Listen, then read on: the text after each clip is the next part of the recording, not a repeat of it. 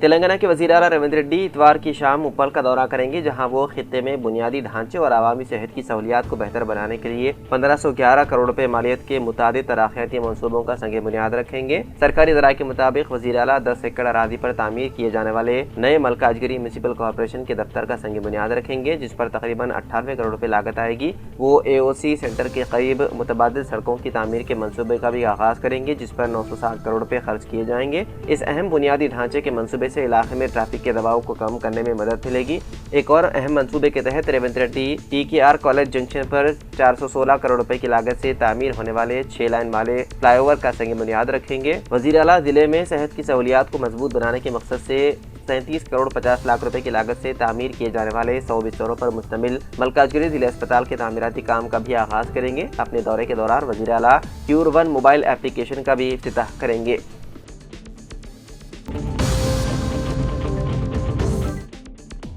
हैदराबाद के निम्स अस्पताल यानी कि Nizam's institute of medical science के नए डायरेक्टर के तौर पर डॉक्टर राहुल देवराज को मुकर्रर किया गया है। उन्होंने senior surgical gastrologist doctor Veerappa नागरी की जगह ये जिम्मेदारी संभाली है। डॉक्टर राहुल देवराज इससे कबल निम्स में शोबे यूरोलॉजी के प्रोफेसर और सरबराह के तौर पर खिदमत अंजाम दे रहे थे। उनकी क़ियादत में इदारे ने तकरीबन 2000 गुर्दों की पेवनकारी अंजाम दी है, जिसके बाद निम्स मुल्क की नुमाया रेनल ट्रांसप्लांट मराकज़ में शुमार होने लगा है। गुज़िश्ता साल निम्स के रेनल ट्रांसप्लांट प्रोग्राम ने जनूबी हिंद के किसी भी सरकारी अस्पताल में पहली बार रोबोटिक रेनल ट्रांसप्लांट कामयाबी के साथ अंजाम देकर एक अहम संगमेल उबूर किया था।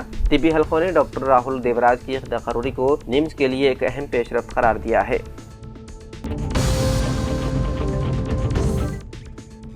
हैदराबाद के इलाके अब्दुल्लापुर मेट में हफ्ते की रात नामालूम सारिकों ने एक दुकान में नक़बज़नी करते हुए नकद रकम और सामान का सरका कर लिया। चोरी शुदा सामान की मालियत तकरीबन 1500 रुपये बताई जा रही है। ये वाक़या हफ्ते की देर रात पेश आया, ताहम इसका इंकशाफ इतवार की सुबह उस वक्त हुआ जब दुकान मालिक अपनी दुकान पर पहुंचे। दुकान का शटर और सामान मुंतशिर देखकर मालिक को चोरी का शुबा हुआ, जिसके बाद फौरी तौर पर पुलिस को इत्तला दी गई। शिकायत मौसूल होने पर अब्दुल्लापुर मेट पुलिस ने सरक़े का मुकदमा दर्ज कर लिया। पुलिस के मुताबिक इलाके में नस्ब CCTV कैमरों की फुटेज का जायजा लिया जा रहा है ताकि मुल्जिमीन की शिनाख्त की जा सके। हुकाम का कहना है कि जल्द ही चोरों को गिरफ्तार कर लिया जाएगा। मुकामी दुकानदारों ने वाक़े पर तशवीश जाहिर करते हुए इलाके में रात के वक्त पुलिस गश्त बढ़ाने का मुतालबा किया है ताकि ऐसे वाक़यात की रोकथाम हो सके।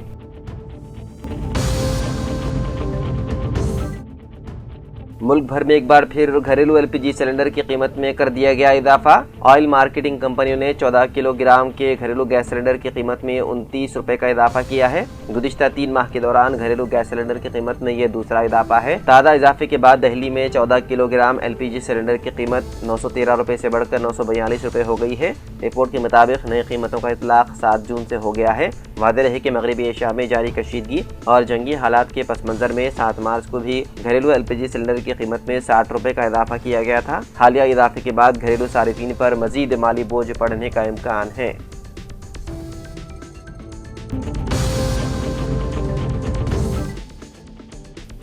हैदराबाद के इलाके गच्चीबौली में हफ्ते की रात ड्रिंक एंड ड्राइव मुहिम के दौरान एक अजीबोगरीब वाक़या पेश आया, जहां एक ट्रैफिक पुलिस एहलकार ने एक शख्स को थप्पड़ मार दिया।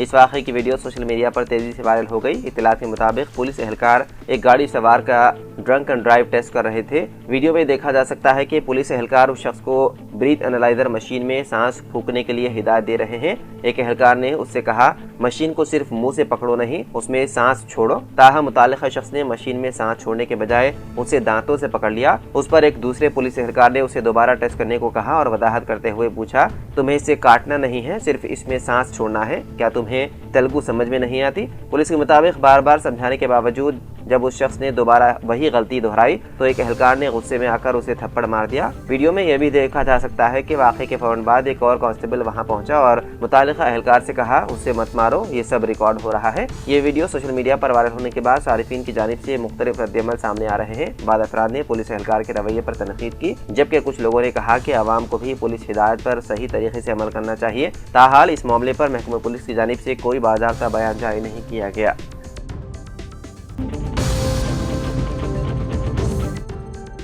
ریاست تلنگانہ میں اسکولوں کے گرمائی تعطیلات میں کیا گیا اضافہ۔ تلنگانہ حکومت نے ریاست میں اسکولوں کے دوبارہ آغاز کی تاریخ میں تبدیلی کا اعلان کیا ہے۔ پہلے اسکول 12 جون سے کھلنے والے تھے، تاہم اب انہیں 15 جون سے دوبارہ شروع کیا جائے گا۔ حکومت کے مطابق 13 جون کو دوسرے ہفتے وار تعطیل اور 14 جون کو اتوار ہونے کے باعث یہ فیصلہ کیا گیا۔ حکام نے وعدے کیا ہے کہ 13 جون کی تعطیل کے بدلے 11 جولائی یعنی کہ دوسرے ہفتے کو ورکنگ ڈے قرار دیا جائے گا اور اس دن تعلیمی سرگرمیاں معمول کے مطابق جاری رہیں گی۔ بتایا جا رہا ہے کہ ریاست میں شدید گرمی کے پیش نظر یہ فیصلہ لیا گیا ہے۔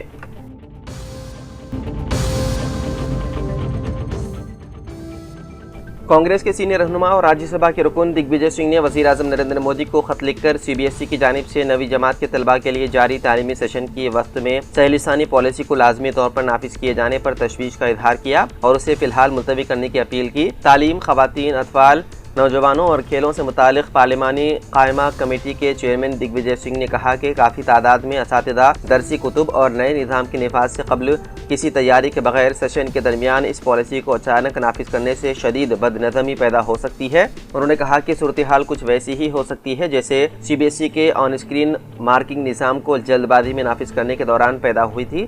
وزیر اعظم مودی کو لکھے خط میں دگ وجے سنگھ نے کہا کہ میں CBSE کی 9ویں جماعت کے طلباء کے لیے موجودہ سیشن کے وسط میں سہل ثانی پالیسی کو لازمی طور پر نافذ کیے جانے کی مخالفت کرنے والے فکرمند والدین کے ایک گروپ کا میمورنڈم آپ کو بھیج رہا ہوں۔ انہوں نے کہا کہ ان کے علم میں یہ بات لائی گئی ہے کہ دسمبر سال 2025 میں ہونے والے اجلاس میں central board of secondary education یعنی کہ CBSE کی گورننگ باڈی نے نصاب کمیٹی کی اس سفارش کو منظوری دی تھی۔ اس کے مطابق NCERT کی جانب سے زبانوں کی درجہ بندی درسی کتب جاری ہونے تک اسکول موجودہ تعلیمی منصوبہ خصوصاً زبان سے متعلق انتظامات کو جاری رکھیں۔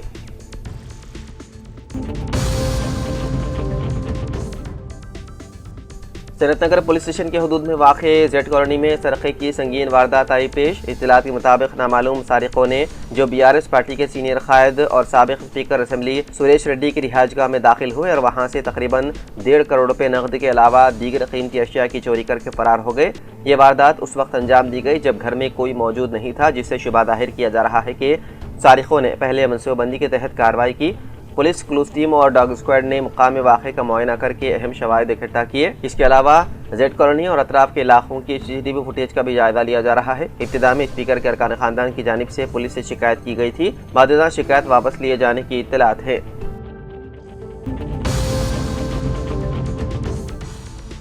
تلنگانہ کے ضلع منچریال کے مندامری منڈل میں RTC کی سپر لگژری بس بے قابو ہو کر الٹ گئی، جس کے نتیجے میں ڈرائیور سمیت 2 افراد معمولی زخمی ہو گئے۔ اطلاعات کے مطابق کوتوگڑم سے بیلم پلی جا رہی RTC بس جب مندامری پہنچی تو ڈرائیور کو نیند آنے لگی، جس کے باعث بس کا توازن بگڑ گیا اور قومی شاہراہ سے سروس روڈ پر جا کر الٹ گئی۔ حادثے میں ڈرائیور اور ایک مسافر کو معمولی چوٹیں آئیں۔ خوش قسمتی سے راستے میں زیادہ تر مسافر اپنے اپنے مقامات پر اتر چکے تھے اور حادثے کے وقت بس میں صرف ایک مسافر موجود تھا، جس کے باعث بڑا جانی نقصان ٹل گیا۔ واقعے کے بعد پولیس نے فوری کارروائی کرتے ہوئے ٹریفک کی روانی برقرار رکھنے کے لیے ضروری اقدامات کیے۔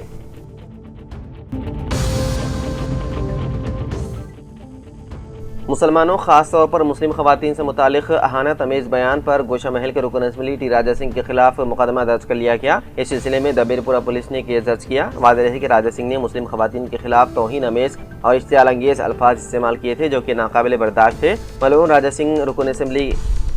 رکن اسمبلی کی جانب سے دیے گئے اہانت آمیز بیان کا ویڈیو پولیس نے جانچ کے لیے فورنسک لیبارٹری کے بھجوا دیا ہے۔ پولیس کے مطابق راجا سنگھ کے خلاف پہلے ہی 100 سے زائد مقدمات درج ہیں، جن میں اشتعال انگیز تقاریر کے کیس شامل ہیں اور 87 مقدمات زیر سماعت ہیں۔ پہلے بھی ملعون رکن اسمبلی کے خلاف PD ایکٹ کے تحت کارروائی کی جا چکی ہے۔ راجا سنگھ کی جانب سے دیے گئے بیہودہ بیان کے بعد شہر حیدرآباد میں اس کے خلاف مختلف مقامات پر احتجاج کرتے ہوئے گرفتاری کا مطالبہ کیا جا رہا ہے اور پولیس اسٹیشنوں میں شکایات کے اندراج کا سلسلہ جاری ہے۔